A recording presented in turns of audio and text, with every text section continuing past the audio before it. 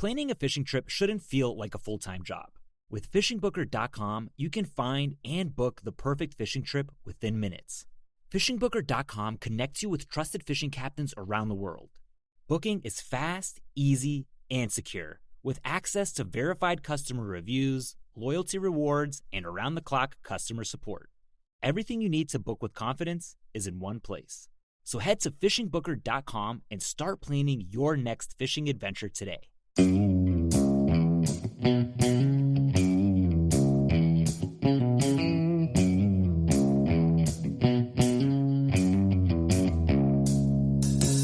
All right, welcome back to the Survival and Basic Badass Podcast. Today, we're going to talk about a solar storm. Basically, Kevin, why don't you get right into it? What is a solar storm or a solar flare? What does that mean? Yeah, well, the sun has different weather. You know, you kind of have to think about it like that. The weather with the sun, though, is mostly affected by electricity and magnetization. Okay. Now, when a solar flare happens, basically what's happening is those magnetic waves got twisted, and they snap back into the right position, and they eject a massive solar flare from that. Now, that's basically a geomagnetic storm, which sends the a wave of protons and electricity and all sorts of nasty shit. Now, so there's a coronal mass ejection. Right. That's a basic solar flare, and that'll be protected. The Earth will be protected. Its magnetic field will protect it, but anything outside that magnetic field is going to be fried. Satellites, astronauts, everything outside the magnetic field there. Oh, astronauts too? You don't want to be toasted, yeah. You don't want to be out on the space station? Yeah. And then there's a coronal mass ejection. Then there's the solar superstorms. Now that can be geomagnetic, that can be solar flare radiation, and these things happen once or twice a century. So there was the Carrington event, and the 1989 Quebec power grid failure. That was a geomagnetic storm. That was March 13th, 1989.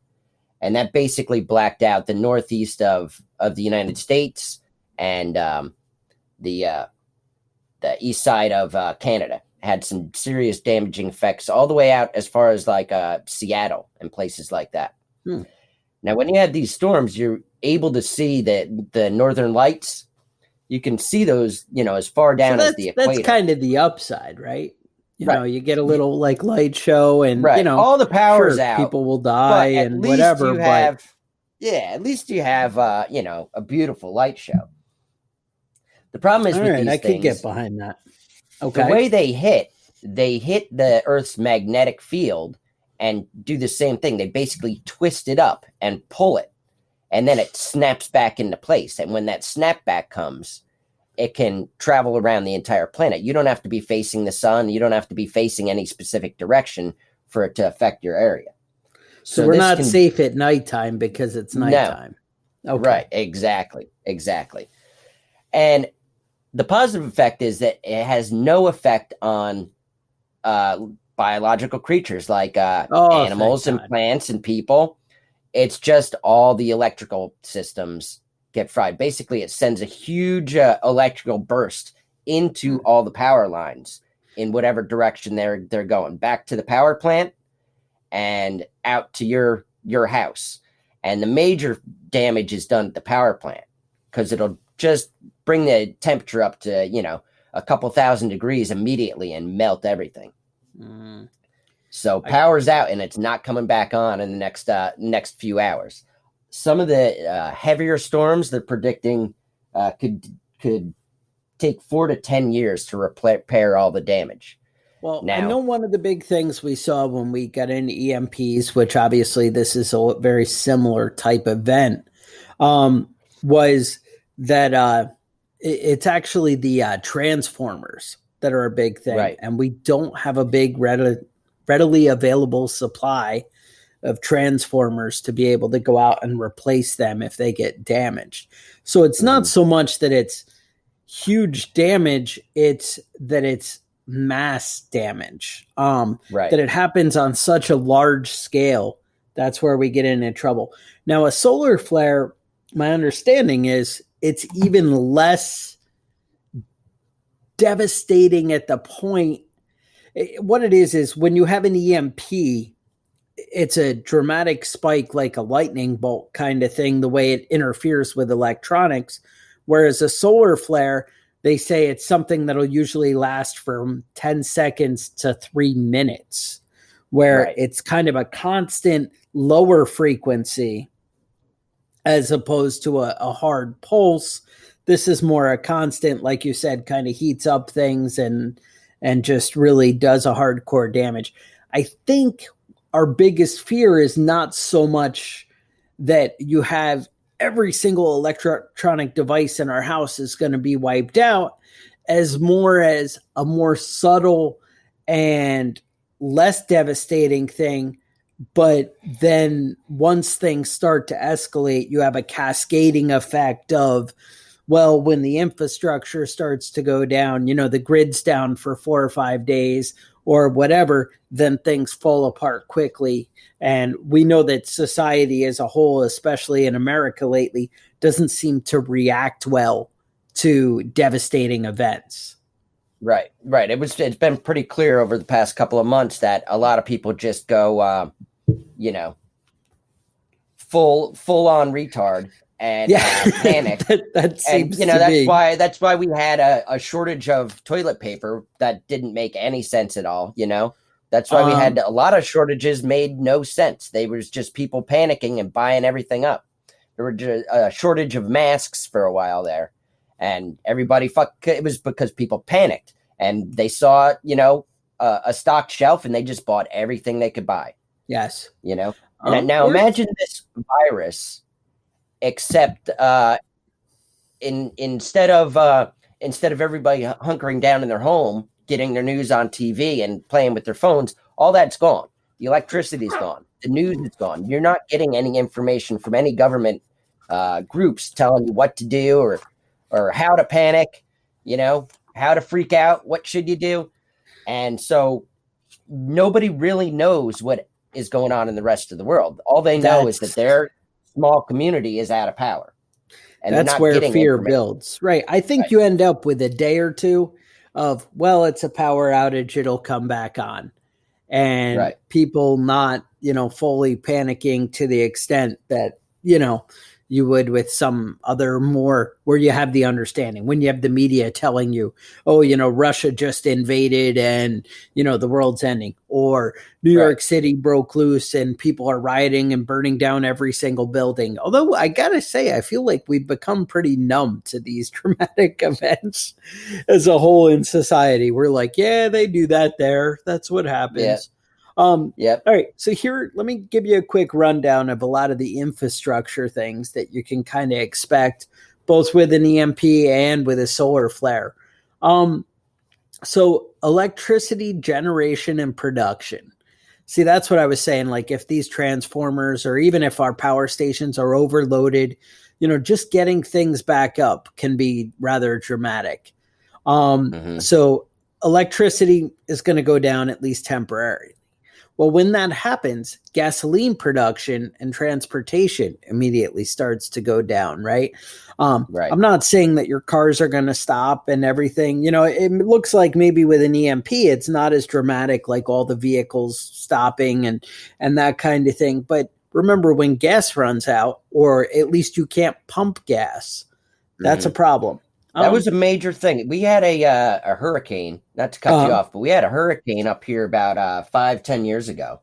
And the main thing that got people in trouble was that you couldn't get gas at a gas station. I was passing cars on the side of the street. The guy's like, hey, listen, I got 10 miles left before I'm out of gas. He said, is there any gas stations around here that are pumping?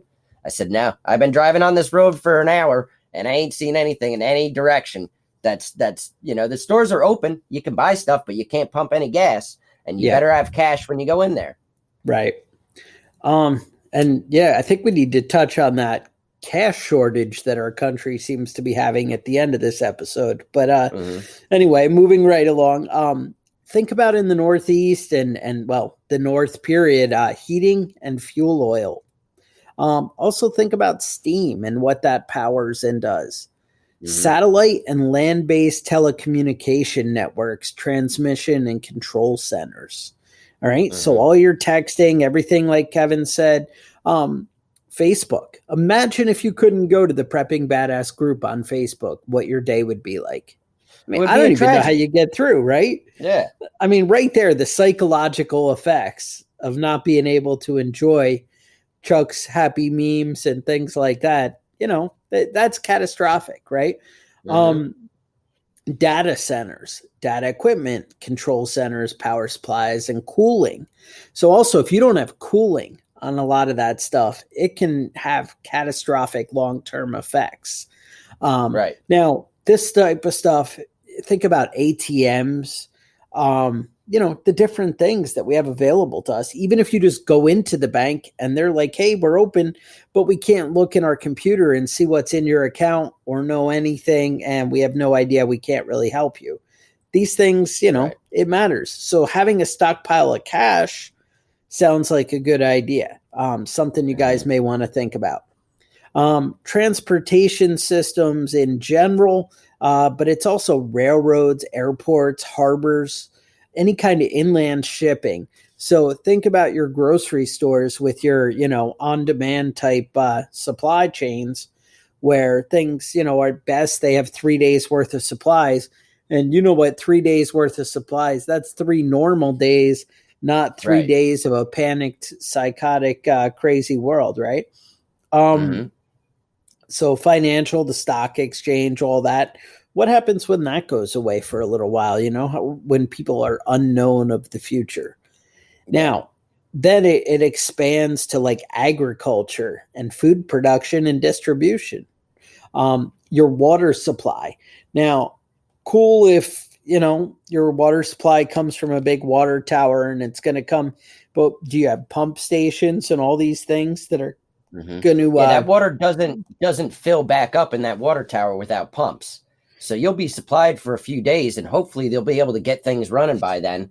But the truth is, that might not be the case. And then, if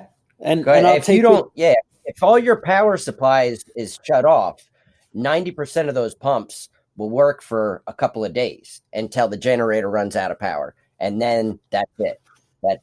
It's another one of those events where you might want to just fill up your bathtub, you know, fill up a couple of buckets so you can wash your feet and wash your hands. You know, can I interest you in buying a water bob? Chuck is always preaching about. I still haven't bought a water bob, I have to admit, but Chuck is always preaching at me. I know when this happens, he's gonna be laughing at me because I'm laughing nasty bath water that I filled up after I mean, you know, maybe you want to drink your filth. That might be your thing, but I don't know. Not Chuck. No, but I mean, you can keep flushing your toilet if you have a 5-gallon bucket full of water that you can fill the back of your toilet up with, you know, and getting rid of your shit. That's pretty important, you know? Well, that brings me to my next one. People always worry about the water not coming into your house. But what if you don't have the proper pumping stations for your local sewer plant? That's right. And everybody's still flushing their toilets or that sewage keeps coming, you know, because you also have sewage that comes from even just rain runoff and things like that. A lot of times will get incorporated into your local sewer plant. Well, if you don't have the proper pumping stations to move things in the right direction, Kevin, are there consequences to that? Yeah, nope. There's going to be spots that you never even noticed that you've driven past 100 times that are now a lake of sewage. Ooh, nice. So keep that in mind. It might be right up the street from your house and you never even noticed it. And then all of a sudden you got your own shit running out across the street and you're on your way to work. Now, so some other infrastructure, public health, think hospitals, ambulances, Big one, mental health facilities. Mm-hmm. And then I would take that even one further, security services, FEMA, police, military. And then the big one that you all need to think about, the prison system. What happens when these things don't have electricity and it shuts down? But like I said, well, it doesn't happen to New York. They just let everybody out. Oh, when this COVID hit, they just knocked years and years off of people's sentences and just sent them home. Could you imagine? I mean, that's such a crazy concept or a crazy idea to be like, hey, don't even worry about it. We have this whole system set up where we're like, you know what? The consequence for this should be 14 years. And, 3 years, I feel like you've done something. Let's just go. You learned your lesson. I don't know. It just seems a little devastating. So these things, they escalate. But I think, like I said, it's not as much of a fear of your electronic devices not working with a solar flare, is that basically I think it's the cascading effects. The short term, what could be a short term disruption in the regular power supply coming from the government, and then that building into all these things escalating. Because how much could America destroy our infrastructure? I swear we're not the society that can kind of band together. All right, we can get through this. We just got to make it 2 weeks and get things going again. Can we go 2 weeks without tearing the motherfucker down? I mean, is that how we are? Because I look and see what America's doing, and it doesn't look good when things start to go bad. Yeah, you know what I never thought about until about 10, 15 years ago. I was I was living in California at the time, and I was living in an apartment complex, and we had a power outage. And I was sitting on the steps talking to my neighbor that lived in the apartment next door, and this guy comes walking past down the back behind the apartments. Yeah. And my neighbor jumped up and fucking started yelling and chasing him away. And I didn't realize it, but he was just going out. The power was out. So he was just walking along looking for shit to steal, houses to break into. Nobody's home. No alarms are set up. The cops got other things to do. They're not going to be showing up with a great response time. And it's real easy to, you'll see people everywhere during these power outages that just go out looking to steal shit because it's an opportunity. And if that opportunity is lasting a week, 2 weeks, 3 weeks, it's going to get bad real fast when people realize they can get away with stealing shit and nobody's going to come chasing them down. Another serious issue that I think that everybody's overlooking is refrigeration. Not just your food in your house, in your refrigerator is going rotten. You get a power outage, and I remember as a kid, my dad would be like, "Don't open that refrigerator. Just wait until the power comes back on. All that cold air is going to dump out as soon as you open that door." But that the truth is, when it's 4 or 5 days, it doesn't matter how many times you open that door. That shit is going to rot. And all the food at the grocery store, it's going to rot. You're going to have a big barbecue the day that power goes out and cook all your meats and get all your vegetables and get all your things cleared out of that refrigerator because it's just going to be disgusting. And the grocery store, all their refrigerators, same thing. Your neighbors, the people down the street, the people in the next town over, everybody's food is going to be rotting.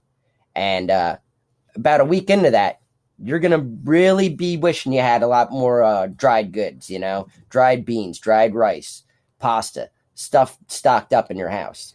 I love stocking up on meat when the prices are good, but I'm just filling up a refrigerator with it, and all that meat's going to be gone. So it's really something to think about when you're stocking up on your food preps and all that sort of stuff. Think about not having a refrigerator, not having access to the food that you normally have in there. A lot of you guys are big on hunting. You'll get a big deer and put the back straps in there, save them up. Buy half a cow and put it in your coffin freezer. All that shit is going to be gone. So it's really something to be conscientious about when you're stockpiling your food, that you are stockpiling a lot of stuff that would be, isn't necessary to have in the refrigerator. Just something I'm thinking about. That's all. No, that's right. The only upside I see there is that soft melted ice cream that you're forced to eat. Yeah. I mean, I'm just saying, you're the victim, right? Mm-hmm. Put a smile on your face before death comes tomorrow, because all that rotten food is just going to smell nasty. Mm-hmm. I don't know. It's one more thing to think about. It's just one more thing to show you how vulnerable our society has become. And, we actually, as Americans, I mean, we could do so much more. And I guess that's what's upsetting. We could do so much. We're such an awesome country, and we could do so much to protect our infrastructure. We could do so much to bring society together as a whole. But there's also always going to be vulnerabilities, and we have some big holes or flaws in our system that, make it that we are, a little more fragile than a lot of us like to think. And I think that's a big part of what we've been seeing, with all this rioting and looting, and, things can really turn around and get crazy. One of the things that we touched on a minute ago about, ATMs and things like that going down. We're seeing more and more, you kept hearing these random things you'd see on Facebook about there's a coin shortage, and you're like, what the hell is a coin shortage? What does that even mean? That doesn't even make sense. And I don't even understand how it's happening or where it's coming from. And then when I go to Lowe's the other day, they're like, we don't give cash back anymore because there's a cash shortage and there's no money and no, so all these things. And, stores are like exact change only if you have cash. And so, I mean, one of the things, why do you need cash when nobody will take cash? That's right. The next thing. But this stuff just builds and escalates, and there's just so many things to prepare for. But if you constantly are evaluating your preps, I mean, none of these things are new things that we haven't touched on. Mm-hmm. Nothing, we've been telling people to have a supply of cash in your stockpile for forever. We've been telling people to have a, backup plan to your refrigeration. Have a backup plan to where your food comes from, and that might be the sustainable garden and the things like that. Have a plan, start to choose choices with everything you do that you just slowly move in the right direction.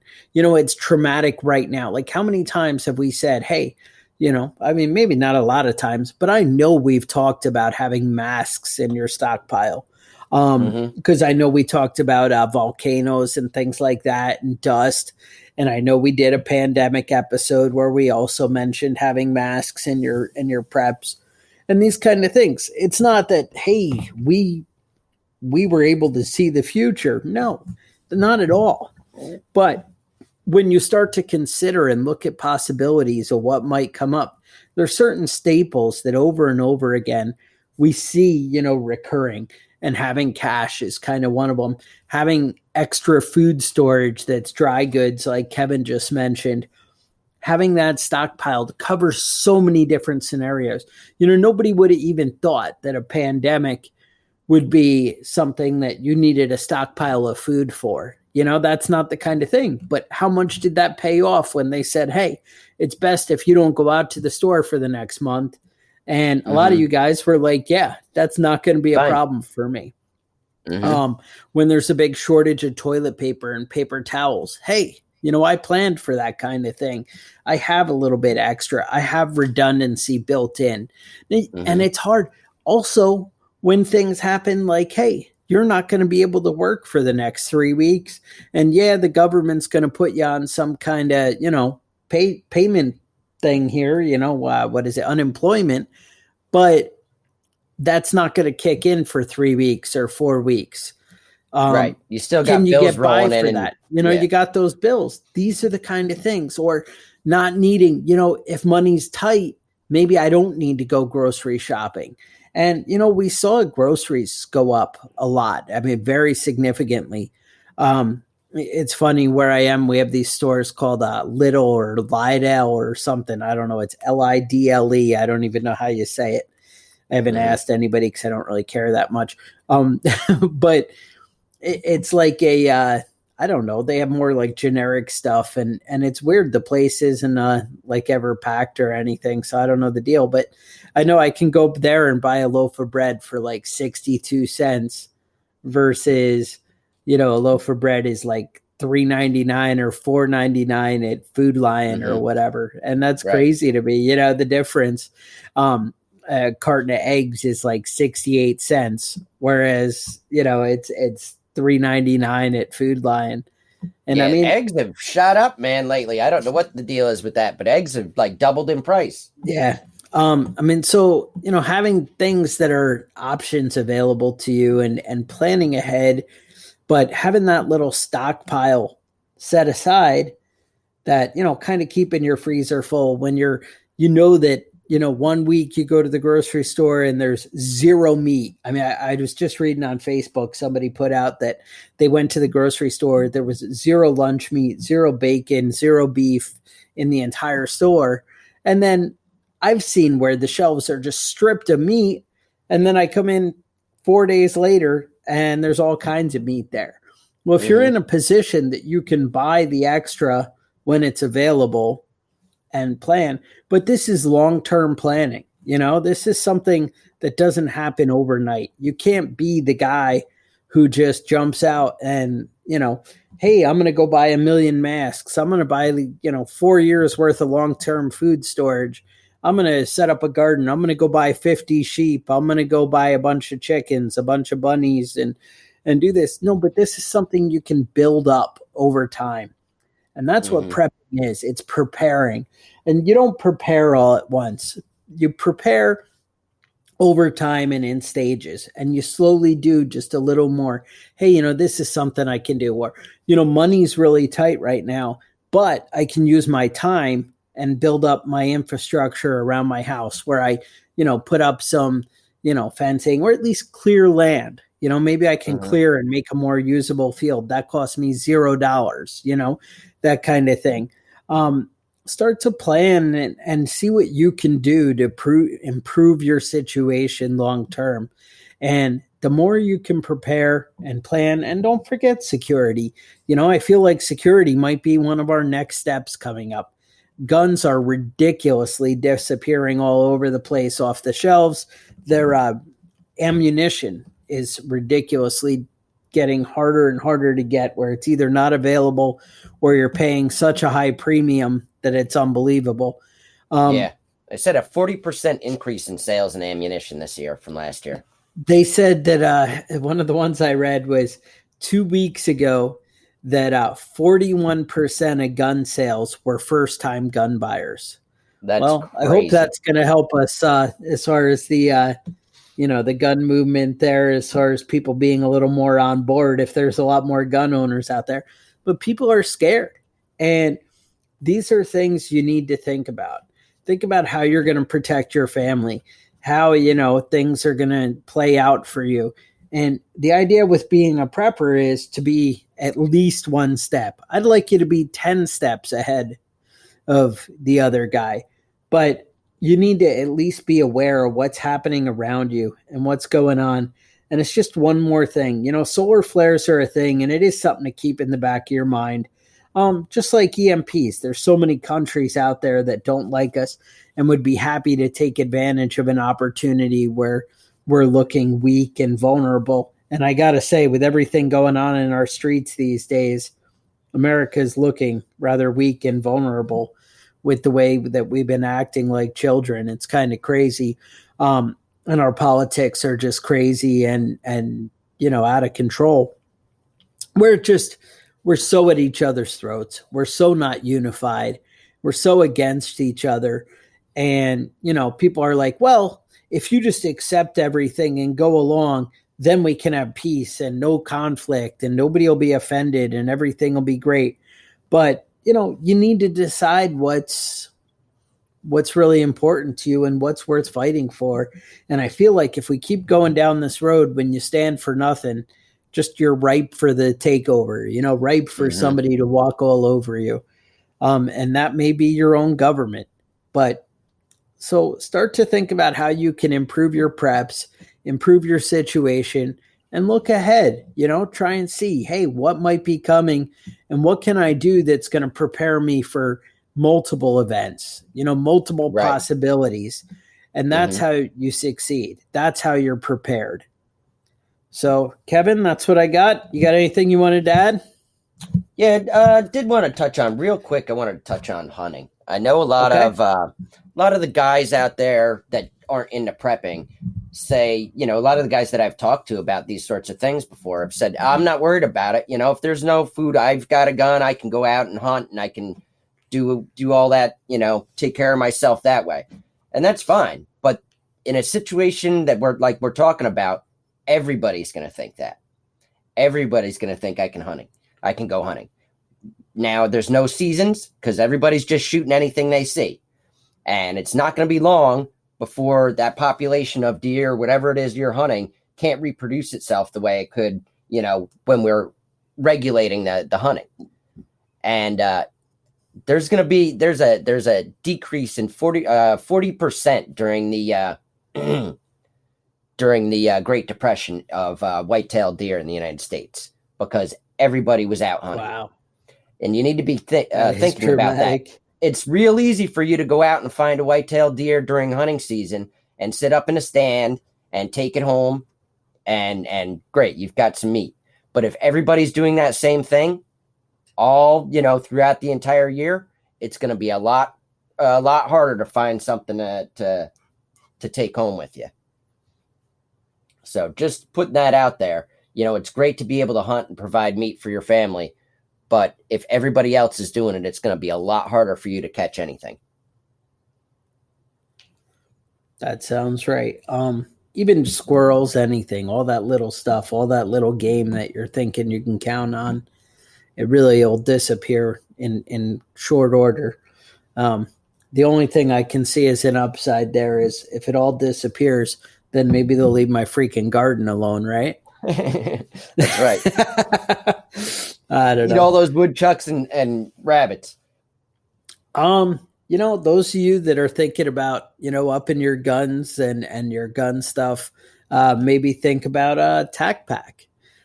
Tac Pack sends you a lot of cool gun stuff. Those hard to find parts that you just can't seem to get your hands on. You want to upgrade your situation. Check of those out parts that you didn't even know you needed until you got them. Exactly. So what they do is it's a monthly subscription for $49.95 a month, and they send you gear that they're able to buy in bulk. So they're able to send you a lot of quality items for a very low price. I say a very low price, $49.95, but you end up getting $75 to $100 worth of gear every month sent to your house. And the cool thing is we worked out a deal with them where if you use the code BADASS, it turns out they will send you some bonus cool shit. So something to look into. Just look and see if it's right for you. It's definitely geared towards the AR-15 shooter. If you're into other guns, a lot of the stuff is very specific to that platform. If you're not an AR-15 guy, probably not the right thing for you. There's a lot of other cool things out there. Maybe Black Rifle Coffee, a lot of cool ways to support veterans and take care of other people. But, think about these things, supporting people you like, people you care about. And with that, stay safe, and we'll talk to you guys next week. The Survival and Basic Badass Podcast is a proud member of the Self-Defense Radio Network.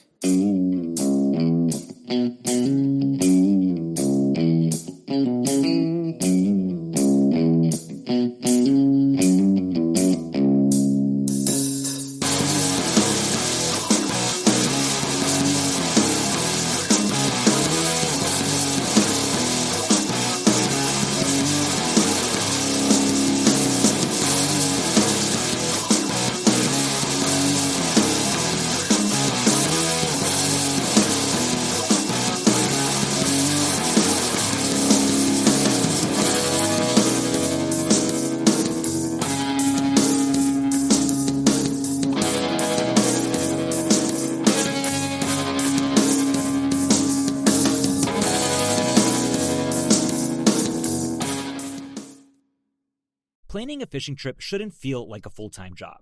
With FishingBooker.com, you can find and book the perfect fishing trip within minutes.